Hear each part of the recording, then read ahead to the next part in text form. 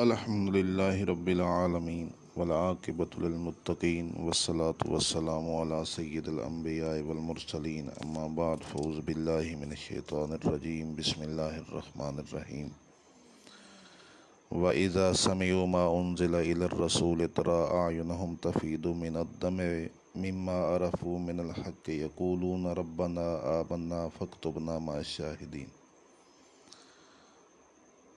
ساتویں پارے کا آغاز ہوا ہے کہ حضرت عبداللہ ابن عباس اور حضرت عبداللہ ابن زبیر فرماتے ہیں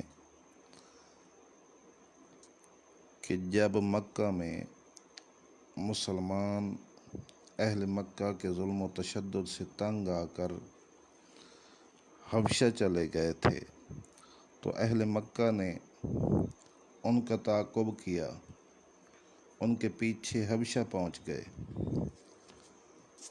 اور نجاشی بادشاہ کو مسلمانوں کے خلاف ابھارا تاکہ وہ انہیں اپنے ملک سے نکال دے۔ جب انہوں نے نجاشی کو ابھارنے کی کوشش کی تو اس نے ان کی نہ سنی، تو اہل کلمہ نے کہا کہ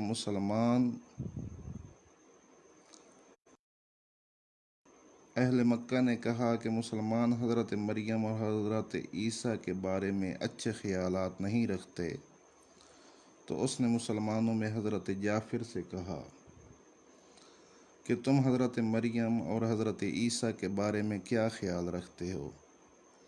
تو حضرت جعفر نے سورہ مریم پڑھ کے سنائی۔ جب اس نے سنا تو آنکھوں سے آنسو بہہ نکلے۔ اس واقعہ سے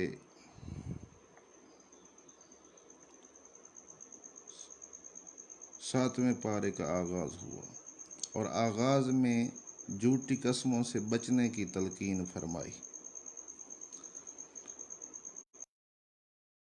ہے جو عادتاً ہم لوگ اٹھاتے ہیں، اس کا کوئی مقصد نہیں ہوتا، اس سے بچنا بہت ضروری ہے۔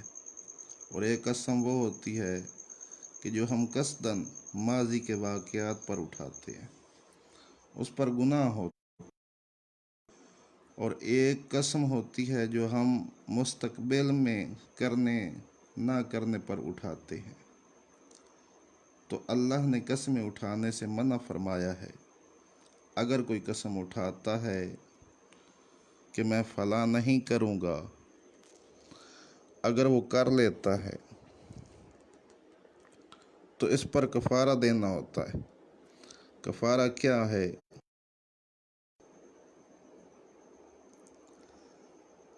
کہ وہ 10 مسکینوں کو کھانا کھلائے۔ وَكَفَّارَةٌ لِّمَا مساکین، یا 10 مسکینوں کو کپڑے دے، اور یہ نہیں تو پھر غلام آزاد کرے۔ اگر یہ بھی نہیں کر سکتا تو 3 روزے رکھے۔ ذَلِكَ كَفَّارَةُ أَيْمَانِكُمْ وَاحْفَظُوا، یہ تمہاری قسموں کا کفارہ ہے، اور اپنی قسموں کی حفاظت کیا کرو۔ گویا رب العالمین نے قسم توڑنے پر کفارہ رکھا ہے۔ تو آپ اندازہ لگائیں کہ قسم توڑنے پر جو کفارہ ہے، اس میں مسکینوں کو کھانا کھلانا اور کپڑے پہنانا ہے۔ رب العالمین نے جو احکامات دیے ہیں، ان احکامات کی روح میں یہ بات اللہ نے رکھا کہ ان احکامات پر عمل کرتے ہوئے جہاں اللہ کی عبادت ہوتی ہے، وہاں انسانوں کی خدمت کا تصور بھی موجود ہے۔ آگے اللہ رب العزت نے شراب کے بارے میں فرمایا، یا ایھا الذین آمنوا انما الخمر والمیسر والانصاب والازلام رجس من عمل الشیطان فاجتنبوہ لعلکم تفلحون۔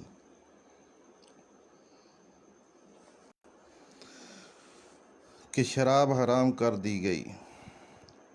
7ویں پارے تک شراب کا تیسری بار حکم آیا ہے کہ شراب حرام ہے، عمل شیطان ہے، اس سے بچو کہ تم فلاح پا سکو۔ اللہ رب العالمین نے شراب کے احکامات کو واضح کرنے کے بعد ان لوگوں کا ذکر فرمایا جو احرام باندھتے ہیں عمرہ کے لیے، حج کے لیے، کہ احرام باندھنے کے بعد شکار حرام ہو جاتا ہے، تم شکار نہیں کر سکتے احرام کی حالت میں۔ پھر اللہ نے کہ جن کا ذکر پہلے سورہ بقرہ میں کیا اور سورہ مائدہ میں بھی کیا کہ فلاں فلاں جانور حرام ہے، فلاں فلاں پرندہ حرام ہے، آگے اسی پارہ میں اللہ نے فرمایا یا ایھا الذین آمنوا لا تسألوا عن اشیاء ان تبد لکم تسؤکم وان تسألوا عنہا حین ینزل القرآن تبد لکم عفا اللہ عنہا، کہ اے ایمان والو سوال نہ کیا کرو، اگر ان سوال کا جواب تمہارے سامنے آ جائے تو ہو سکتا ہے اس میں تمہارے لیے اچھائی نہ ہو۔ تو محدثین نے فرمایا ہے کہ جب یہ آیت وَلِلَّهِ عَلَى النَّاسِ حِجُّ الْبَيْتِ مَنِ اسْتَطَاعَ إِلَيْهِ سَبِيلًا، یہ آیت اللہ نے نازل فرمائی تو ایک صحابی نے حضور صلی اللہ علیہ وآلہ وسلم سے پوچھا کہ یا رسول اللہ کیا ہر سال حج ہے؟ تو حضور صلی اللہ علیہ وآلہ وسلم خاموش رہے۔ اس نے پھر پوچھا کہ یا رسول اللہ کیا ہر سال حج ہے؟ تو حضور صلی اللہ علیہ وآلہ وسلم پھر خاموش رہے۔ اس نے پھر سوال کیا، حضور صلی اللہ علیہ وسلم پھر خاموش رہے۔ تو اس موقع پر آپ نے جواب نہ دیا، بعد میں آپ نے فرمایا کہ جس بات پر میں خاموش ہو جاؤں اسے بار بار نہ پوچھا کرو، اور اگر میں ہاں کر دیتا تو ہر سال حج فرض ہو جاتا، اور تم اگر نہ کر سکتے تو کافر ہو جاتے۔ تو گویا اس آیت میں کہا گیا کہ وہ رویہ اختیار نہ کرو جو اہل کتاب نے کیا کہ سوالات زیادہ کیے اور عمل تھوڑا کیا، یعنی سوال کم کیا کرو، جو حکم تمہیں ملتا ہے اس پر خاموشی سے عمل کرو۔ آگے حضرت عیسیٰ کی ولادت اللہ کی قدرت قرار دیا، آگے حضرت عیسیٰ کے معجزات کو بیان کیا کہ وہ اگر کسی نابینا کو ہاتھ لگاتے تو اللہ اسے شفا دے دیتا، وہ مٹی کی مورتی ہاتھ سے بناتے پرندے کی، پھر اس میں پھونک مارتے تو وہ پرندہ ہوا میں اڑ جاتا،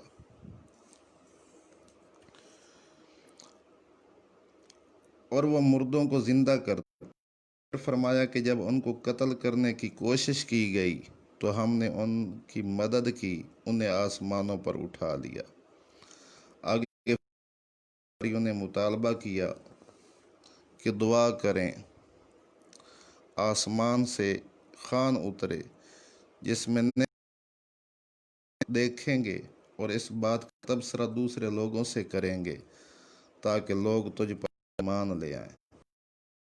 رب العالمین نے فرمایا کہ ہم یہ مطالبہ بھی پورا کر دیں گے، لیکن یاد رکھیں پھر تو ہم وہ عذاب دیں گے جو عالمین میں ہم نے کسی کو نہ دیا ہو۔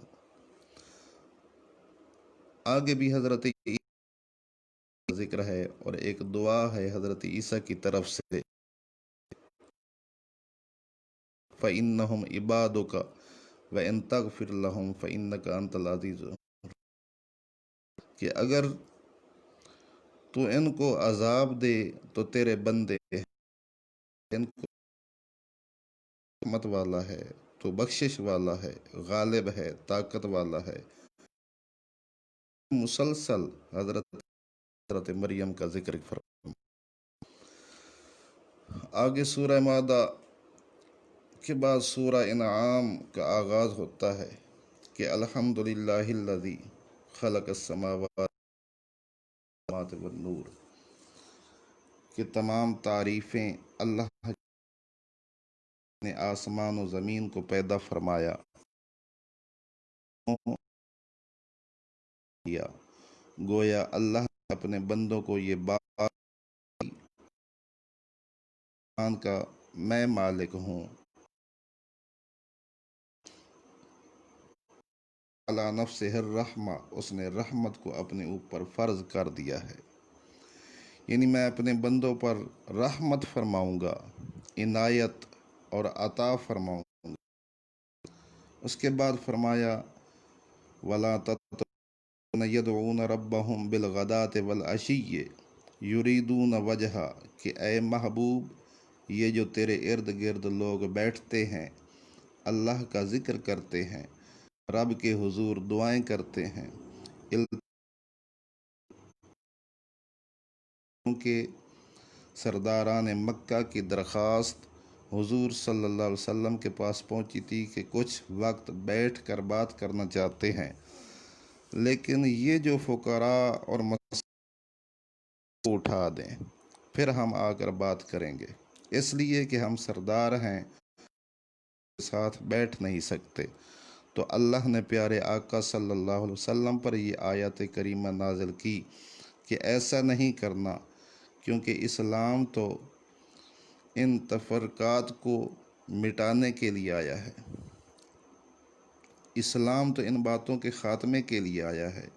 گویا اللہ رب العزت کے حکم پر حضور صلی اللہ علیہ وآلہ وسلم نے ایسا ہی کیا، انہیں اپنے پاس سے نہ اٹھایا۔ اسی پارہ میں فرمایا قُلْ هُوَ الْقَادِرُ عَلَىٰ أَن يَبْعَثَ عَلَيْكُمْ عَذَابًا مِّن فَوْقِكُمْ وَمِن تَحْتِ أَرْجُلِكُمْ۔ جب انسان بغاوت پر اتر آتا ہے، سرکشی پر اتر آتا ہے، تو اللہ کی تعلیمات کو چھوڑ دیتا ہے۔ جب وہ انبیاء کے اسوہ حسنہ کو ترک کر دیتا ہے اور اللہ کو چیلنج کرتا ہے اور اس کے رسولوں کو اور اس کے نبیوں کو کہ تم نے ہمیں بہت ڈرایا لیکن ہم نے اپنی انداز زندگی میں کامیاب ہو گئے، تم نے بہت کچھ کہا لیکن کچھ نہ ہوا، تو اس پر اللہ فرماتا ہے کہ وہ اللہ قادر ہے، وہ تمہیں عذاب دے گا، وہ تمہیں سر کے اوپر سے پاؤں کے نیچے سے عذاب دے سکتا ہے، وہ تمہیں جب چاہے عذاب میں مبتلا کر سکتا ہے۔ اس پارہ کے تیسرے حصے میں حضرت ابراہیم کے واقعات کا ذکر فرمایا۔ آپ نے فرمایا کہ جب رات کے وقت چمکتے ہوئے ستاروں کو دیکھا تو کہا کہ شاید یہ میرے رب ہیں، لیکن جب چاند طلوع ہوا تو کہا یہ ستارے نہیں، چاند رب ہو سکتا ہے، لیکن جب چاند غروب ہونے لگا تو کہا کہ یہ رب نہیں ہو سکتا، کیونکہ رب غروب نہیں ہوتا۔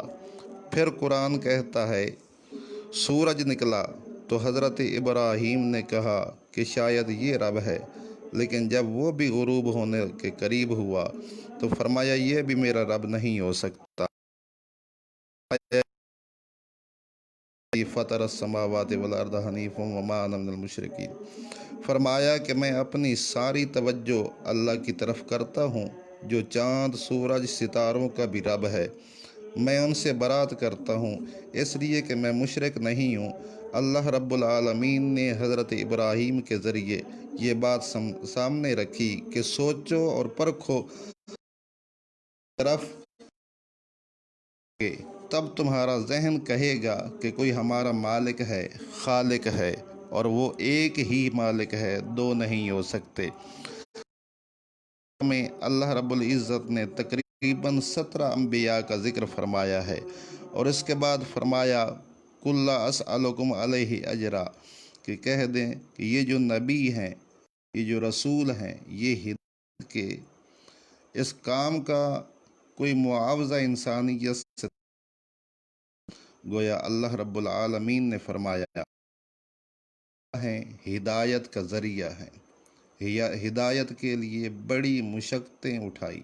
یہ وہ انبیاء اور رسول ہیں جنہوں نے انسانیت کے لیے بے پناہ قربانیاں دی، مگر ان کے دل میں کوئی لالچ نہیں تھا کہ ہم نے ان لوگوں سے کچھ لینا ہے۔ آگے اللہ نے فرمائی کہ دیکھو وہ اللہ رات سے دن کو نکالتا ہے اور دن سے رات کو چھپا دیتا ہے، اور وہ اللہ جس نے سورج چاند ستارے تمہاری ہدایت کے لیے پیدا فرمائے ہیں، وہ اللہ جس نے رات تمہارے سکون کے لیے اور دن تمہارے رزق کی تلاش کے لیے پیدا کیے ہیں، وہ اللہ جس نے بے شمار چیزیں تمہارے کھانے کے لیے پیدا کی ہیں، بے شمار پھل پیدا کیے، بے شمار سبزیاں تمہارے لیے۔ آؤ اس اللہ کی طرف آ جاؤ جس کی ملکیت میں یہ سب کچھ ہے۔ یہ سب کچھ جاننے کے بعد تم کیسے کہہ سکتے ہو کہ جن جو ہیں اللہ کے شریک ہیں اور ملائکہ جو ہیں اس کی بیٹیاں ہیں؟